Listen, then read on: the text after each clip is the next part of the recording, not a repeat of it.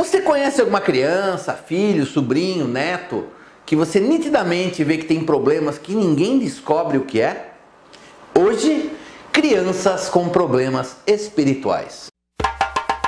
Você pediu. Vem aí, nova turma, Autoconhecimento e Firmezas 2017. Existem muitos terreiros que os pais e mães de santos não ensinam os filhos a fazer firmezas. O filho, quando precisa de uma firmeza, ele pede para o pai e mãe de santo para que ele faça a firmeza. Eu acho que Umbanda não é isso, eu acho que Umbanda é uma religião de liberdade. Então no curso a gente claramente ensina a fazer firmeza para todos os orixás, com vela, com bebida, com fruta, com tudo aquilo que é necessário para que a firmeza tenha o axé necessário para que a pessoa alcance os seus objetivos na vida. Dá para fazer Umbanda dentro de casa, dá para ser umbandista dentro de casa. Você aprendendo fazendo essas firmezas, você já vai conseguir desenvolver o axé que você precisa para melhorar a sua vida. Por isso que eu falo que esse curso transforma a vida das pessoas. Curso totalmente à distância. Mas atenção que as vagas são limitadas. Inscreva-se já! Com muita alegria toda a galera da internet. Eis aqui um Bandiboa no seu 5º ano da série. Desde já, meu filho, deixa o seu like, clica no like, não deixe de se inscrever e após o vídeo comenta aqui no YouTube ou no Facebook e compartilha com todo mundo que precisa ouvir a mensagem do Bandiboa. Vamos disseminar a palavra do nosso Bandiboa a todo mundo que precisa. Vamos fazer o canal crescer. Hoje um tema bastante interessante: crianças com problemas espirituais. Porque eu vejo, a gente atende tanto adultos que desde criança já mostravam problemas espirituais, e eu como sacerdote, como pai pequeno, eu também recebo muitas mães, tios, tias que falam de sobrinhos, filhos, netos, seja o que for, que tem problemas que os médicos não resolvem e ninguém resolve, e hoje o nosso papo tem este foco. Primeiramente, como é que eu posso categorizar uma criança com um problema espiritual? Bom, a primeira coisa, né, gente, é aquela criança que frequentemente ela está retornando ao médico. É aquela criança que faz com que os pais estejam permanentemente nas urgências e nas emergências dos hospitais, faz com que os pais recorram aos pediatras constantemente e sempre por problemas aparentemente diferentes. É sempre com infecção, a criança está sempre tomando antibiótico, a criança está sempre com alergia, a criança está sempre soltando secreção, a criança está sempre dormindo mal, a criança muitas vezes está muito elétrica ou às vezes está desligada do mundo, é uma criança que chora muito, é uma criança muito temperamental, é uma criança às vezes muito irritada. Isso tudo não significa que a criança que manifeste esses sintomas seja unicamente espiritual, mas sim, o pai e a mãe, o responsável, tem o dever de levar a criança ao médico, mas existe muito caso, muita situação, eu estou acostumado com isso. O pai e a mãe levam no médico, passa antibiótico, passa anti-inflamatório, a criança melhora 1, 2 dias, piora de novo, volta para o médico troca o antibiótico, troca o anti-inflamatório, dá um antihistamínico, um antialérgico, a criança melhora 3, 4, 5 dias, piora de novo. E assim os pais ficam reféns. Os médicos, por sua vez, dizem que a criança está formando o seu sistema imunológico, que é natural, que até uma certa idade, principalmente quando a criança entra na creche ou entra na escola maternal, na escola infantil, ela tem contato com outras crianças, trocam muitas bactérias, vai ter muita doença. Isso tudo é verdade? Sim, é verdade. Mas o que eu estou me referindo não são aos casos que os médicos resolvem, mas casos muitas vezes que passa um mês a criança doente, passa por 2, 3, 4 médicos, eles não sabem o que fazer, usam todos os remédios que conhecem e a criança não melhora. Por que isso acontece? Por que a criança não dorme ou não dorme sozinha? A criança fala assim: ai mãe, pai, eu tô com medo. O que a criança vê? Por que esse comportamento infantil? Por que a criança se comporta dessa maneira? Se não existem causas físicas, se as causas físicas já estão cercadas, já estão sendo tratadas, aí sim nós vamos dar uma olhada, um enfoque, vamos prestar atenção por um outro ângulo, por um outro ponto de vista. Primeira coisa a ser dita é o quê? Temos que lembrar que as crianças de 0 a 7 anos, de recém-nascido até 7 anos, já vivem esta encarnação. Entretanto, ainda nos desdobramentos espirituais que elas têm, elas ainda conseguem conversar e se relacionar com o plano espiritual, muitas vezes da forma que ainda se apresentava no seu último entrevida. E o que é entrevida? Se você lembrar, entrevida é o espaço entre duas encarnações. Ou seja, antes de encarnar, aquela criança estava no seu entrevida e ela tinha uma forma, ela tinha conhecimento, ela tinha relação com uma determinada quantia de espíritos, e quando ela reencarna até os 7 anos, ela ainda consegue se comunicar com esses espíritos com a consciência que tinha antes de encarnar. Não é à toa também que as crianças até 7 anos, elas têm muito essa pegada de ter amigos imaginários, ver o vovô que morreu, ver a titia que faleceu, ver bicho, coisa que não tem porquê. Por esta situação que acontece entre os 0 e 7 anos, que ela vive com os 2 pés nesta encarnação, mas com parte de sua consciência ainda no seu entrevida, a criança tem uma sensibilidade espiritual muito grande. É por isso que a gente fala que criança não mente, criança não inventa coisas. Ou ela repete, ou se ela está falando, ela está retirando isso de algum lugar. E assim, fala assim,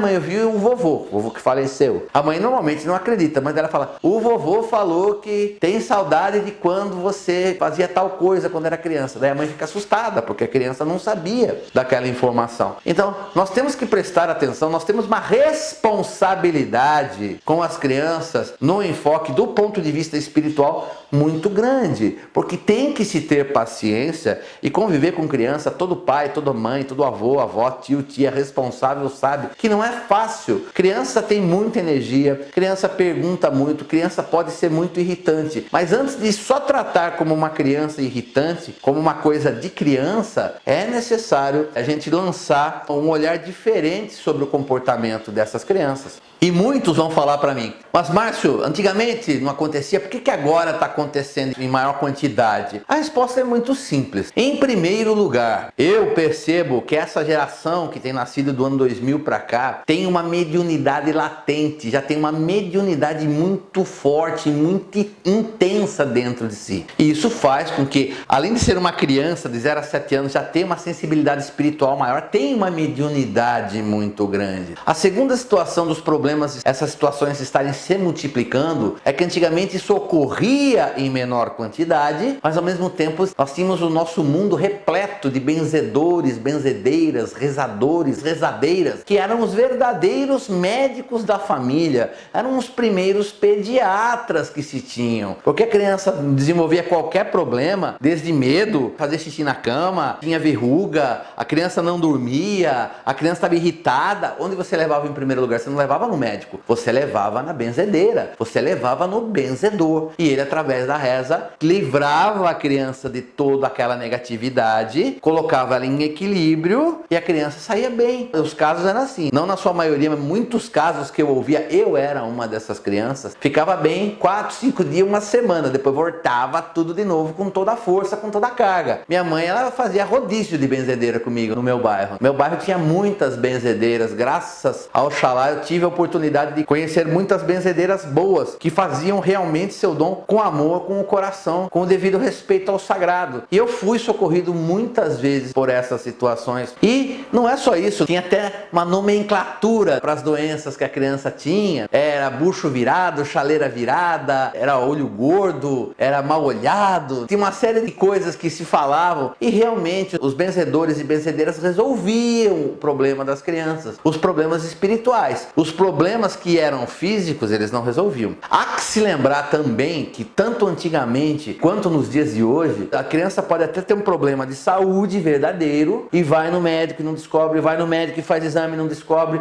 vai em 2, 3 médicos diferentes, procura outras opiniões e ninguém descobre o problema de saúde que a criança tem. A criança tem febre, a criança tem alergia, a criança tem sinusite, tem tanta coisa e ninguém descobre. Aí vai no benzedor, o benzedor benze a criança e daí fala, volta no médico, faz o exame de novo. E daí aquela beleza, né? Depois de benzer, a criança colhe o exame, faz o exame e o problema é encontrado com muita facilidade, é encontrado rapidamente e essa criança é tratada tratada adequadamente para o mal físico que ela carrega. Eu tenho que lembrar, gente, que é importante que a ciência e a espiritualidade caminhem juntos, que elas estejam sempre equilibradas, porque nem tudo é só espiritual e nem tudo é só físico. Por isso é importante a gente ter equilíbrio sempre físico e espiritual, e quando se trata de criança, isso ainda é muito maior. Muitos podem para mim virar e falar: poxa, Márcio, mas será que Deus é tão ruim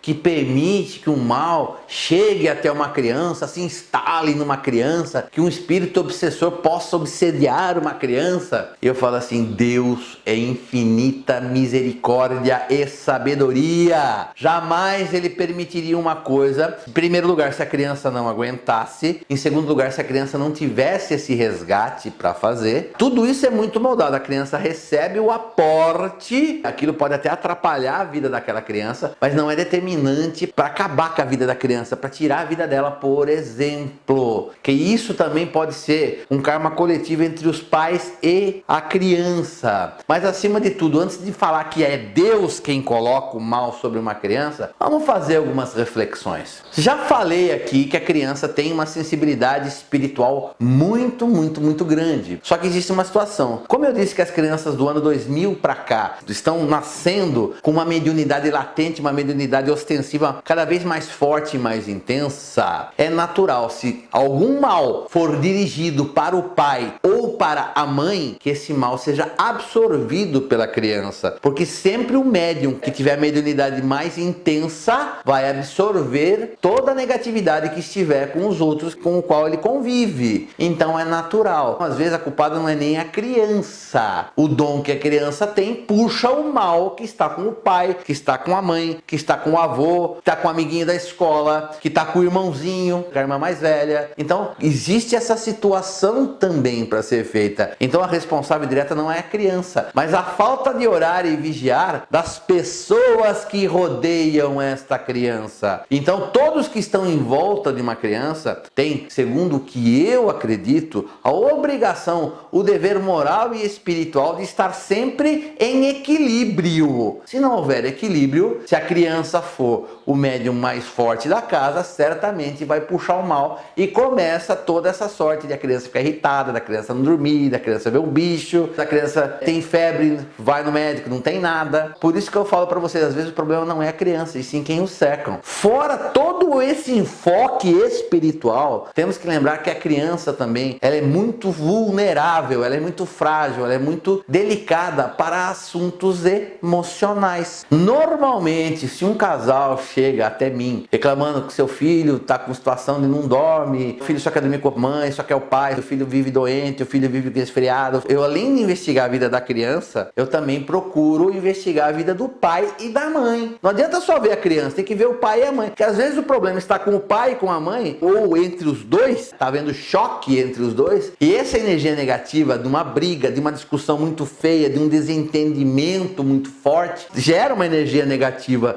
e isso também pode ser absorvido pela criança e pode gerar os mesmos sintomas que a gente já descreveu no começo do vídeo, certo? Então, por isso que eu falo, antes de você jogar toda a culpa numa criança, é necessário que pai e mãe entendam a situação deles próprios, se eles não podem estar causando esse mal, mesmo que indiretamente, mesmo sem a intenção de causar o mal. É a mesma coisa que o olho gordo, a pessoa que tem inveja. A maior parte das pessoas que colocam olho gordo nas coisas, que tem essa capacidade horrível, ela não tem a intenção de destruir nada ou de causar mal a ninguém, mas é uma coisa que ela não controla, e muitos não têm nem consciência do que fazem. Desta mesma forma, os pais podem fazer. É muito comum nos bebezinhos, a gente fala assim, a criança estava bem, depois que fulano veio visitar, ele começou a reclamar, tá com dor de ouvido, tá com diarreia. E existem casos onde a gente escuta falar que o próprio pai ou a própria mãe colocou quebrante na criança. Então veja a responsabilidade daqueles que cercam esta criança tem para com essa criança. Lembrando, gente, que não é só de 0 a 7. Vamos falar um pouco dos 7 aos 14, dos 14 aos 21, que dos 7 aos 14 a criança começa a fincar seus pés definitivamente nesta vida terrena plena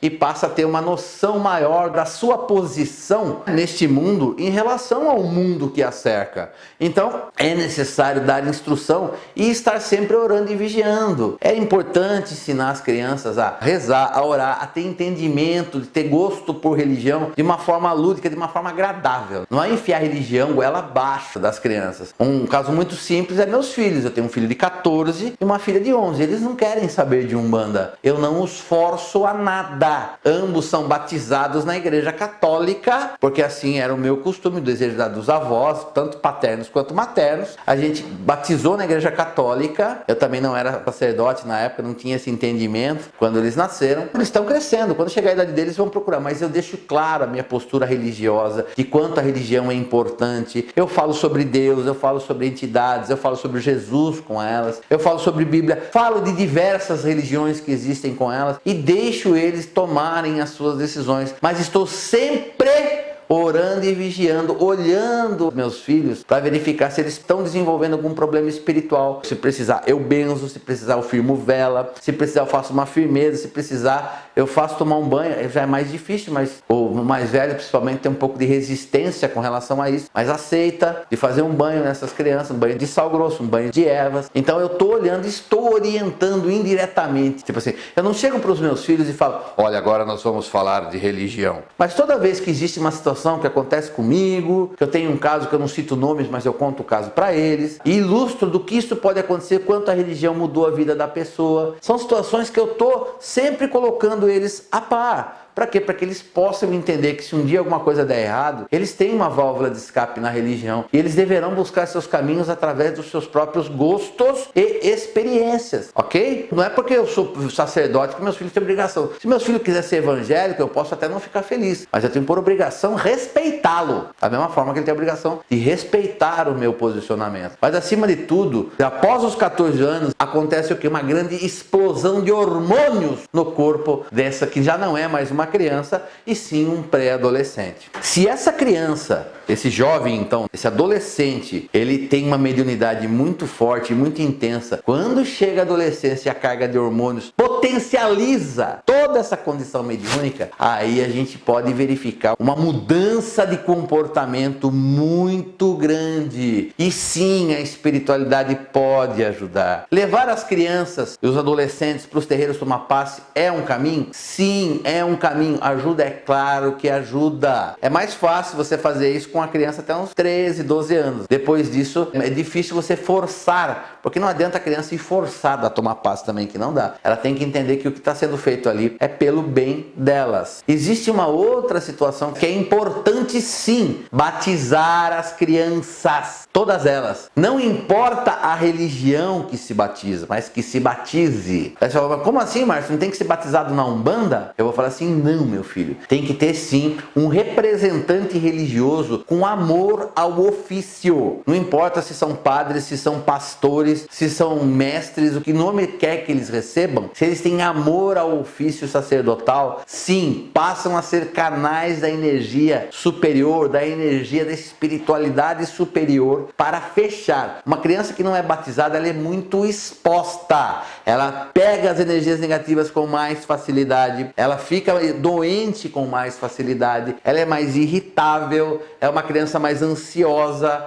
é uma criança que não dorme tão bem quanto as outras, não se socializa muito bem com as outras. É importante. O batismo abre os canais energéticos e coloca uma energia diferenciada, como se aproximasse seus guias e protetores dela. Então eu falo uma coisa para vocês, batismo é uma coisa muito importante. Eu sei disso há muito tempo, tanto que meus filhos, com menos de 3 meses, ambos foram batizados. É comum também você levar crianças para benzer. Antigamente você levava crianças para benzer, bebês para serem benzidos, e o benzedor ou a benzedeira, como achava que a criança estava muito carregada, falava assim, essa criança é batizada? Daí a mãe falava assim, ainda não. Falou, então batize urgente essa criança. E depois que batizava a criança, não é que ela não pega mais nada, mas ela fica muito mais resistente a esse tipo de situação. De forma geral, o que eu não posso deixar de falar para você é o seguinte: a responsabilidade que os pais e as mães, tutores e responsáveis têm para com as crianças, do ponto de vista não só da comida, manter sempre limpo, da roupa, da remédio, da escola, essa parte toda é uma obrigação. A gente vai acrescer uma responsabilidade, a gente vai aumentar mais um item, que é sim, estar disposto a orientar e conversar sobre espiritualidade e sobre a verdade do espírito com todas as crianças. Não importa, pode ser segundo a sua religião. Eu vou falar de Umbanda com os meus filhos, é assim que eu faço. Eu até tenho às vezes um espectro mais aberto, como eu fui católico e conhecia outras religiões, mas sim, eu falo com os meus filhos de Umbanda. Mas é importante eles terem esse entendimento que existem coisas que a ciência e o mundo físico não conseguem explicar, e isso é atribuído ao plano espiritual, a Deus, ao mal, ao diabo, que eu acho isso horrível. Eu acho que isso é criar terror na cabeça da criança e ensinar ela que ela tem caminhos que ela pode seguir para se tornar uma pessoa não só bem fisicamente, mentalmente, não só uma pessoa bem sucedida, não só ter obrigação de fazer uma faculdade, um curso superior. Isso é bom para qualquer um, estudo não ocupa espaço, conhecimento é sempre importante, mas que ela pode ser uma pessoa forte espiritualmente e que ela pode encontrar toda a felicidade e paz, que ela vai conseguir fechar um buraco que muitas vezes ela pode estar sentindo,